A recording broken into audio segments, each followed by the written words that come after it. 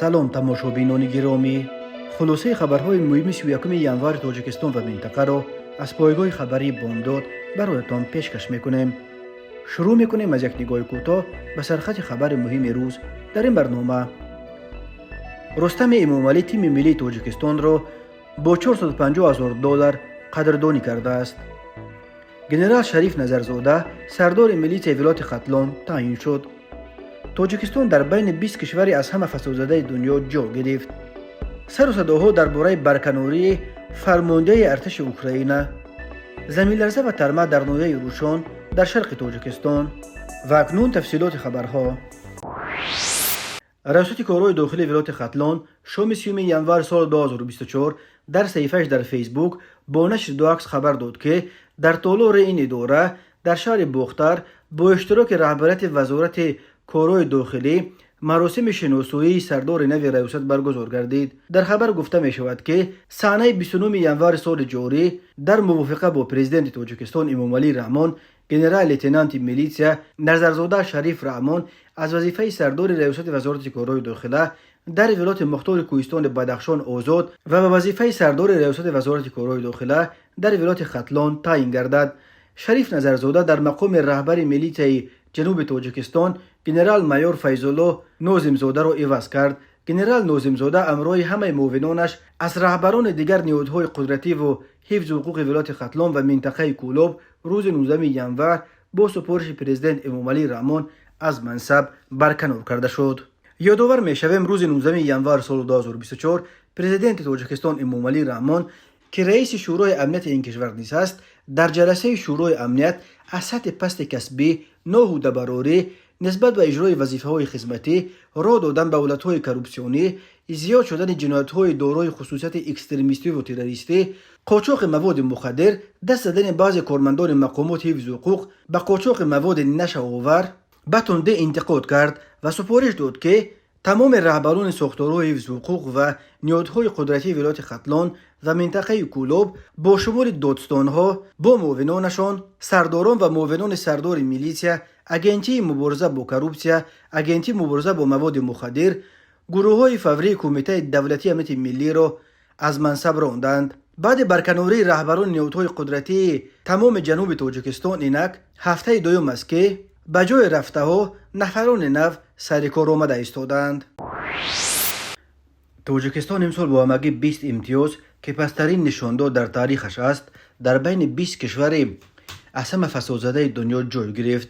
در رده‌بندی سالانه ایندکس یا شاخص فراگیری کروپسیا در سال 2023 که سازمان شفافیت بین المللی روز 30 ینوار سال 2024 نشر کرد، تاجیکستان یک باره 12 زینه پایین‌تر فرآمده در بین 180 کشور در زینه خیلی پست 162 گذاشته شد. تاجیکستان در این رده‌بندی حتی از کشورهای افریقایی کنگو و اریتریا قفا مانده همراه با افغانستان و میانمار و 4 کشور دیگر قاره افریقایی قرار گرفت. سال گذشته در رده‌بندی جهانی شاخص فراگیری کروپسیا تاجیکستان با 24 امتیاز در زینه 150 قرار داشت. 20 امتیاز امساله تاجیکستان پسترین نشان داد در تاریخ این کشور به شما رفته نظر به نشان دهنده میانه جهانی که 43 امتیاز را تشکیل می‌دهد بیش از 2 مرتبه کمتر است. از بین کشورهای منطقه نتیجه از تاجیکستان هم پستر و تنها ترکمنستان دارد که با 18 امتیاز در زینه 170 جای گرفت. قرقیزستان و روسیه هر دو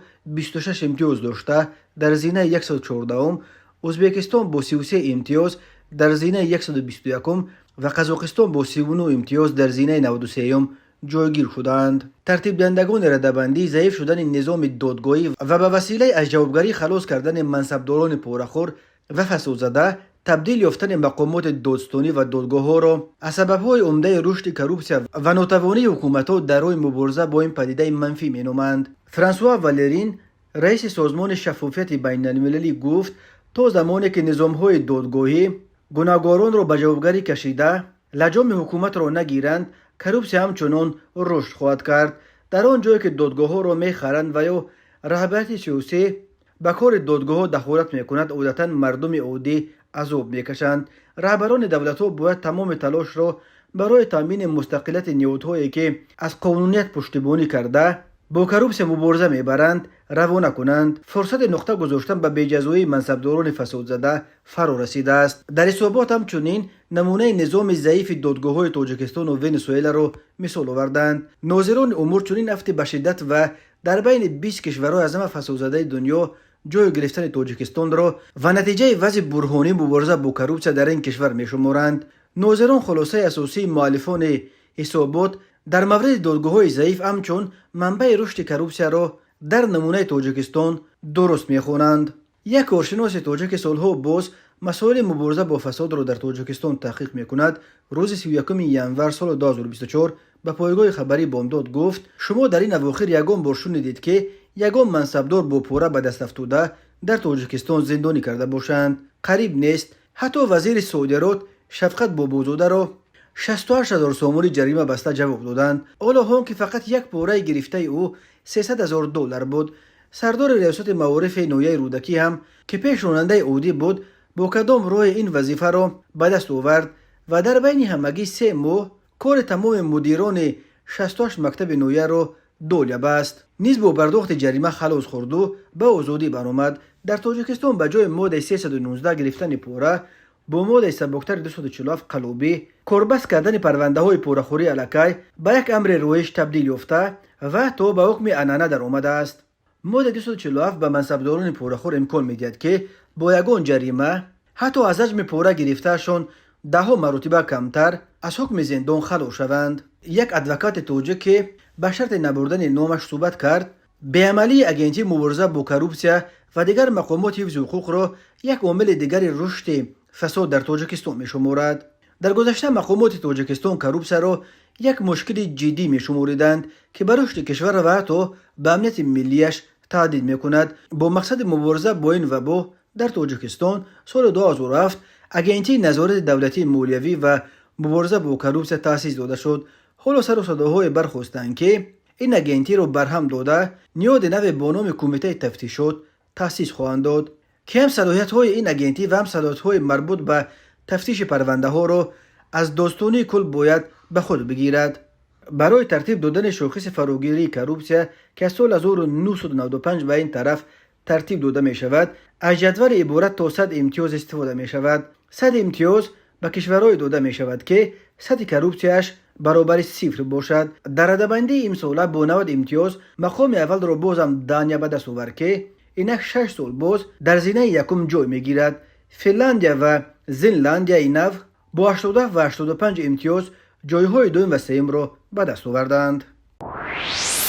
یک باره چند رسانه اوکراینی شام 29 ینور سال 2024 با تکیه به منابع خود خبر دادند که فرمانده ارتش اوکراین گنرال مشهور والری زالوژن را از مقامش سبکدوش کردند. از جمله زیرکل نیدلی به نقل از سرچشمه‌های خود از داخل دستگاه پرزیدنت اوکراین و اطرافیان گنرال زالوژن نوشت پرزیدنت ولادیمیر زلنسکی محض برای بررسی مسئله از وظیفه سبکدوش کردن فرمانده نیروهای مسلح اوکراین با گنرال والری زالوژن ملاقات نموده ضمن دیدار سرور دولت از فرمانده ارتش خواست تا عریضه خود را برای رفتن از مقام فرماندهی بنویسد. همزمان با طلب ترک وظیفه رئیس جمهوری به زالوژن وظیفه دیگری را هم پیشنهاد کرده است. در جواب به این پیشنهاد پرزیدنت زلنسکی گنرال زالوژن بنا به گفته منبع گویا تنها جواب داده است که این خواست سرفرمانده قوه‌های مسلح است که باکی کار کند و باکی نه، ولی می افزاید نشریه تا به حال گنرال زالوژن عریضه خود را برای ترک وظیفه به ولادیمیر زلنسکی پیشنهاد نکرده است. منبع تاکید نموده است که ظاهرا گنرال خواهش نوشتن عریضه را نیز ندارد. بنا به نوشته بعضی دیگر رسانه‌های اوکراینی علیه زالوژن از وظیفه سبکدوش شده است. در همین حال هم وزارت مدافع اوکراین و هم سخنگوی پرزیدنت اوکراین خبر برکناری فرمانده ارتش اوکراینی را رد کردند. از تیر ماه سال 2023 این جانب رسانه‌های گوناگون با تکیه به منابع خود از داخل دستگاه پرزیدنت اوکراین و وزارت مدافع اوکراین گزارشان نشر می‌نمایند که گویا بین رئیس جمهور اوکراین ولادیمیر زلنسکی و فرمانده ارتش این کشور گنرال نوفهمی‌های به وجود آمده است. اکثریت بر این نظرند که پس از راندن ارتش روسیه از استانه کیف و همچنین بازپسگیری زمین‌های غصب شده از دست روس‌ها و شکست روس‌ها در خرسون، شورت زالوژن همچون لشکرکش جوانی شد.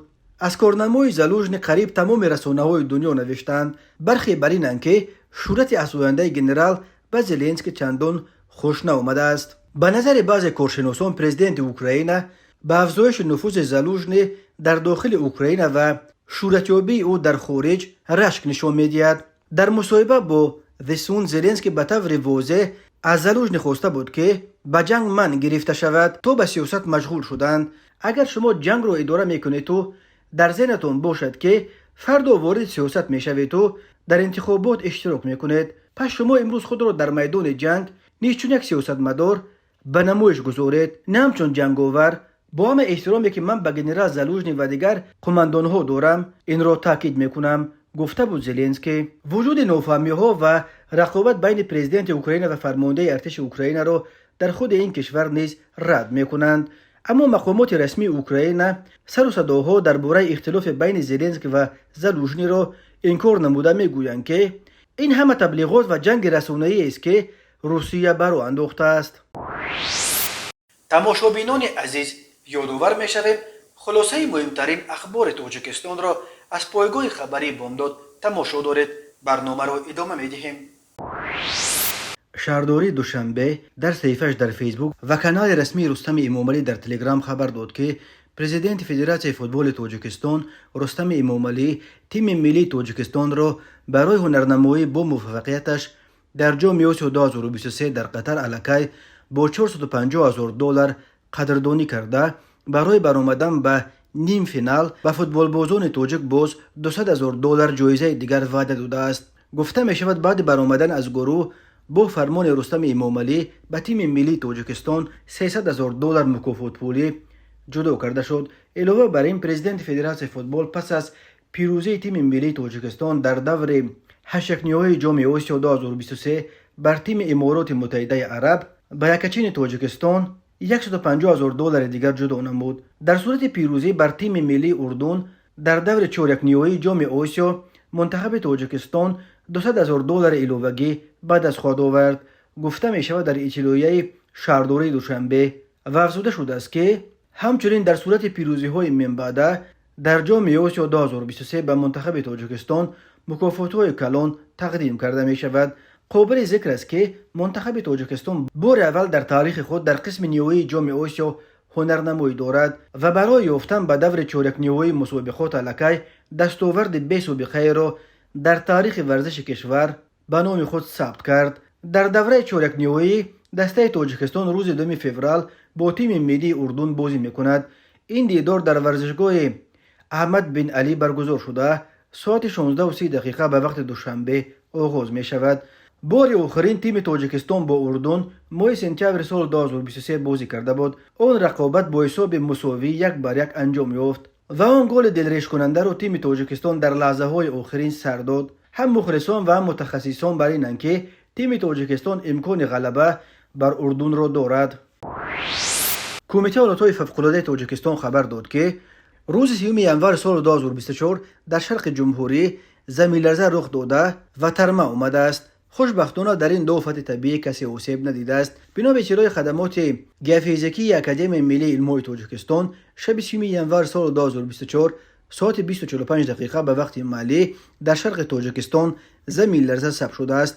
مرکز این زلزله در 370 کیلومتری جنوب شرقی شهر دوشنبه و 33 کیلومتری مرکز نوحه روشن ولایت مختار کوهستان بدخشان جایگیر شده. شدت زمین لرزه در مرکزش 4 بال و در اطراف کول سرز 3 بال را تشکیل داده است. بنا به اطلاع دریافتی کمیته حالتهای فوق‌العاده این آفت یگان خسارات به جا نگذاشته است. روز 30 ژانویه همچنین از طرف دهه رباط ولایت بدخشان افغانستان که در روبروی دهه پاسخوف مرکز جماعت پاسخوف نوحه روشن ولایت مختار کوهستان بدخشان تاجیکستان جایگیر شده است. ترمه آمده است. در نتیجه شمال سخت ترمه بام خانه استقامتی یک ساکن دهه پاسخوف کنده شده است. کسی خوشبختانه آسیب ندیده است. در جای حادثه برای حساب ضرر کمیسیون نویوی حالتهای فوق‌العاده کار میکند. اگنتی هواشناسی تاجیکستان قبلا هشدار داده بود که از 31 ژانویه تا 2 فوریه سال 2024 در نوحه‌های تابع مرکز، ولایت سوغد و قسمت غربی ولایت مختار کوهستان بدخشان خطر فرو ریختن ترمه ها بلند باقی میماند.